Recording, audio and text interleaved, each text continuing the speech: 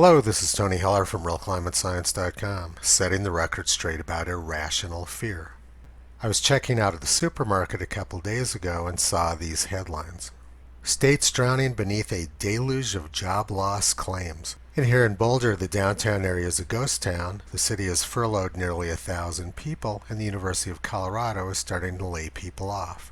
1 in 6 American workers are out of a job, and I saw a forecast yesterday predicting that we may have 50% unemployment in 2 months if current policies continue. The governor of Colorado said last week that the state was going to reopen today, yet cities like Denver and Boulder are continuing the same policies which got us into the mess in the first place. So we have to ask the question, are these draconian policies justified? This is the current official data from Colorado of the number of deaths from COVID-19.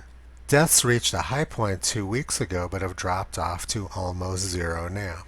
What happened in Colorado is that we had nursing homes getting infected all over the state, and hundreds of residents of nursing homes died. But that problem is now under control, and as I just pointed out, the number of deaths in Colorado has dropped off sharply to almost zero.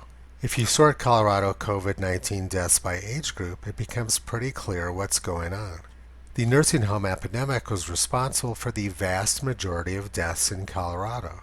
For people under 40, only 9 people have died, and most, if not all of those, had serious underlying health conditions. When I go cycling around Boulder, I see lots of young, healthy riders who appear to be in a state of fear. They've got their faces nearly completely covered up with cloth bandanas. I see people going 20 feet off the trail to avoid any sort of contact with any other humans. Yet Colorado cyclists are more likely to die riding their bicycle than they are from COVID-19.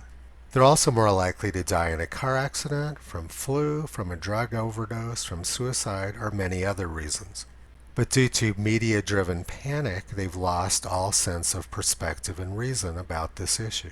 Last week, the governor of Colorado said he wanted the state to move forward, and the lockdown was supposed to end today.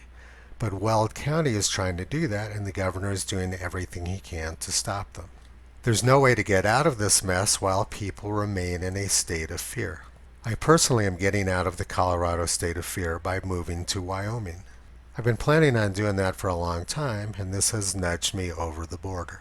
President Trump wants Americans to get back to work, but many state and local governments are making that impossible.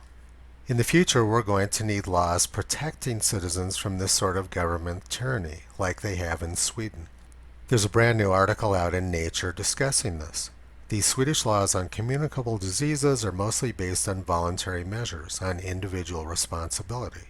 It clearly states the citizen has the responsibility not to spread the disease. This is the core we started from because there's not much legal possibility to close down cities in Sweden under the present laws. Quarantine can be contemplated for people or small areas such as a school or a hotel, but legally we cannot lock down a geographical area.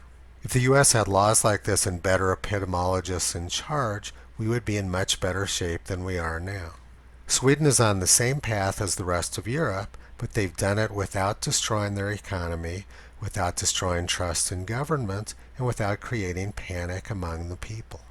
And if they're successful, they will have achieved herd immunity, preventing another major outbreak next winter.